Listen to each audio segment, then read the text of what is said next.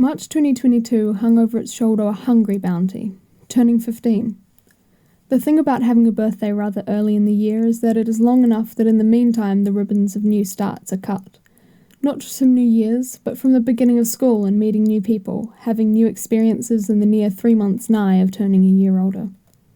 In this awkward but prolific few months, I always learn so much. I sculpt and construct something that is unique to that year, or something to start the year. For example, at the start of this year, I grew a fascination for permaculture and have since become nearly self-sufficient in my vegetable growing. Being vegan became a more regular thing, and a series of events led me to uncover the true, wholehearted friendships in my life. I matured a tad as my perspective was changing around me. And so this year is blue and green. Green for my new attic bedroom, for my plants, for my mentality. Blue for the water and ocean conservation I've been delving into more, for the various second-hand CD covers, for the eyes of some of my greatest loves. Becoming 15 has such a more confident strength to it. At 14, we can still act like a little kid and get away with it.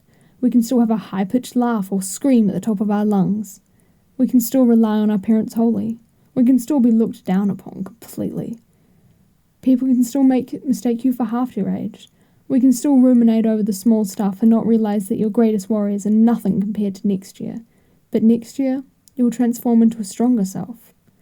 But it is still wedged between turning 16, where suddenly so much more is not only accepted but legal.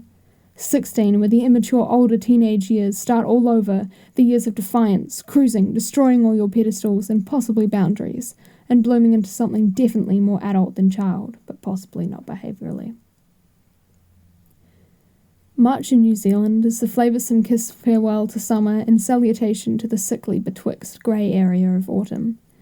This is when so much change happens, when the end edges of summer promises and ideas were laid down, and now, in autumn, they are stood upon, examined, and held true to.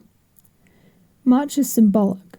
It is a quarter into the year, however nobody seems ready for that yet, or even aware of that. March is that month that taps you on your shoulder, and by the time you look up from your work, you're in apprehension for next year's March. Savour the times, not because they run out quickly like a jar of quicksand, not because you're always told you should, but savour them because these are the times where change happens in your life that will influence other people's changes. March is a reminder to grow in yourself, to collect all of you and analyse it until you discover something needing you.